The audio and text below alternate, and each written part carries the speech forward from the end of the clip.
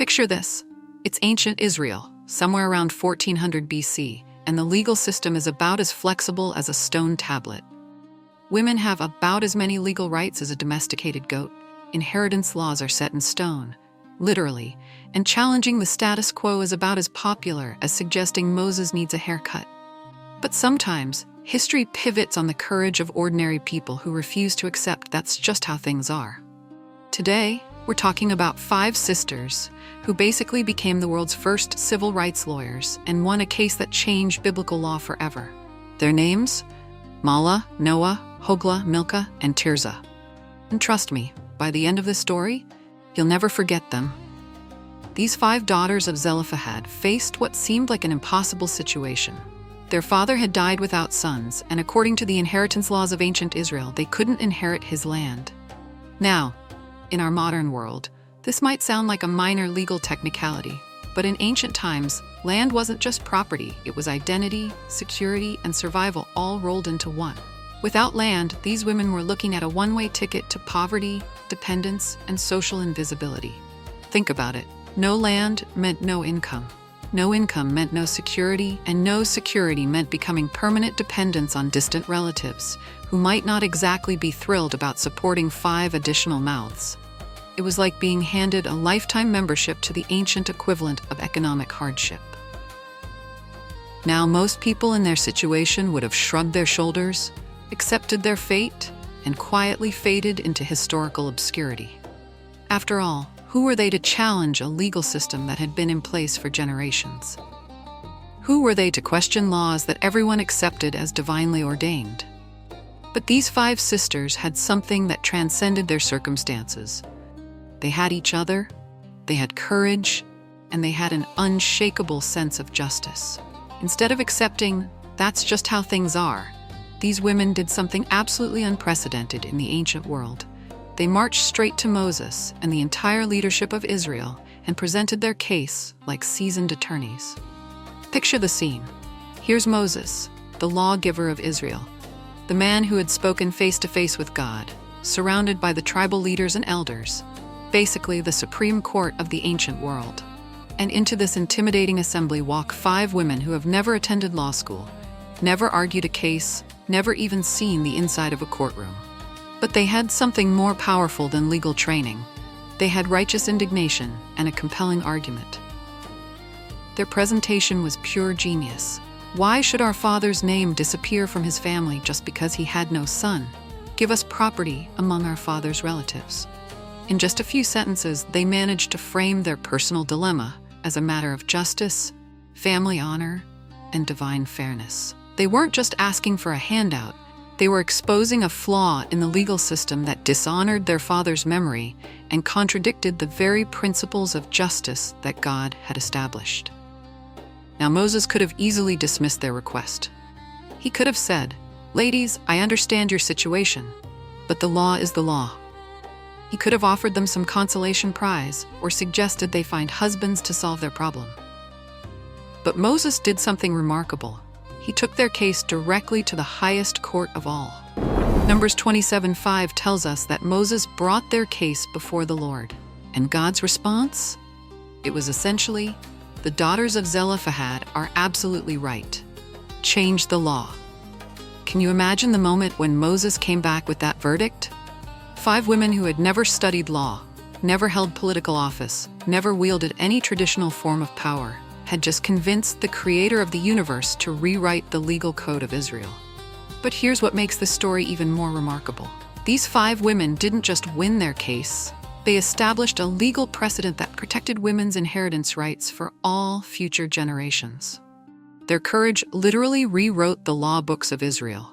The new law stated that if a man died without sons, his daughters could inherit his property. If he had no daughters, it would go to his brothers. If no brothers, then to his father's brothers, and so on. What started as a personal plea for justice became a comprehensive legal reform that protected countless women throughout Israel's history.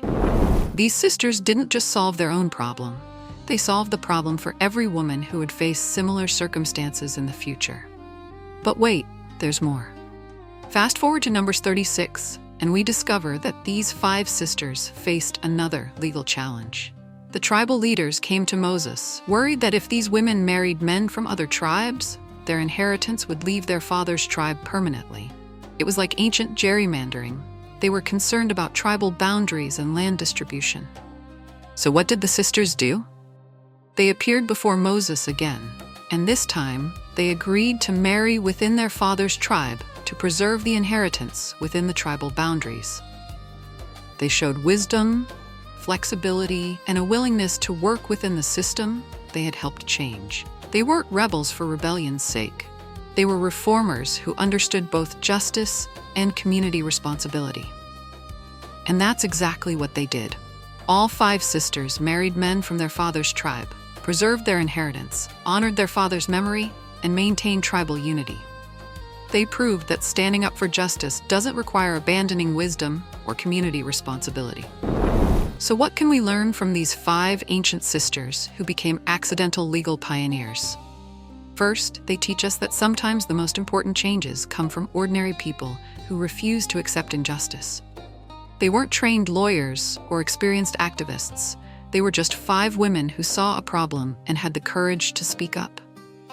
Second, they show us the power of unity. Notice that all 5 sisters presented their case together. They didn't go individually, they went as a team. There's something powerful about standing together for justice, about presenting a united front when challenging unfair systems. First, this story reveals something profound about God's character. He is a God who sees the overlooked and hears the forgotten. When 5 women in a patriarchal society came before him with their case, God didn't pull out the divine equivalent of a no soliciting sign. He didn't dismiss them or tell them to accept their circumstances. Instead, he affirmed their right to justice with what was basically heaven's first recorded, "You're absolutely right."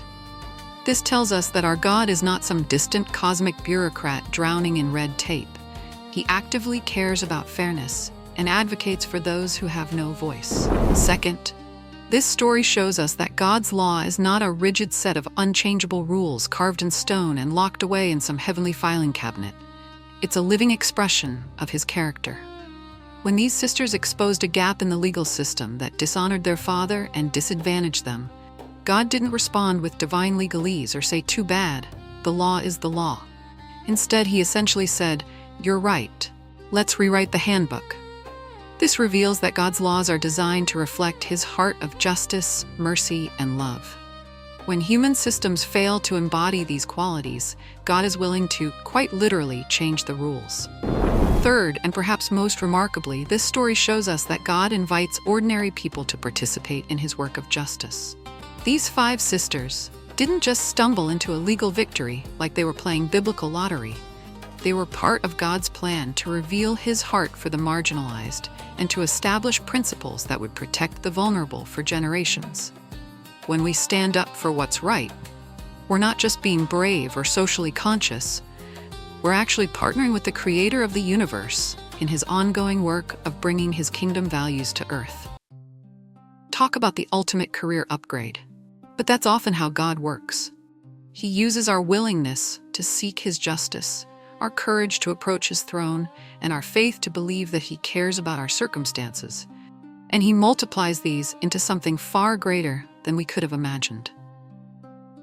The daughters of Zelophehad remind us that when we align ourselves with God's heart for justice, we become instruments of his will, agents of his kingdom, and participants in his eternal story.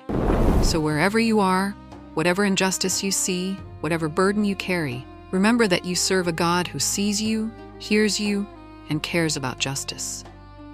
Like the daughters of Zelophehad, you can approach his throne with confidence, knowing that he is not only willing to hear your case, but eager to demonstrate his righteousness through your circumstances.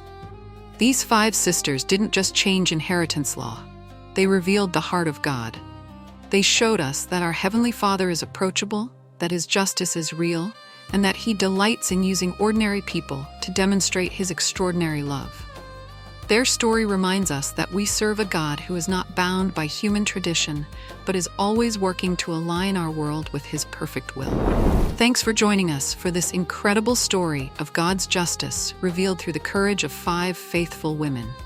If you're inspired by stories of how God works through ordinary people to accomplish His purposes, subscribe for more biblical accounts that will deepen your understanding of His character and His heart for you. Until next time, remember, you serve a God who sees you, hears you, and is actively working to bring His justice and mercy into your world. Trust Him with your circumstances, approach His throne with confidence, and watch Him work in ways that exceed your expectations.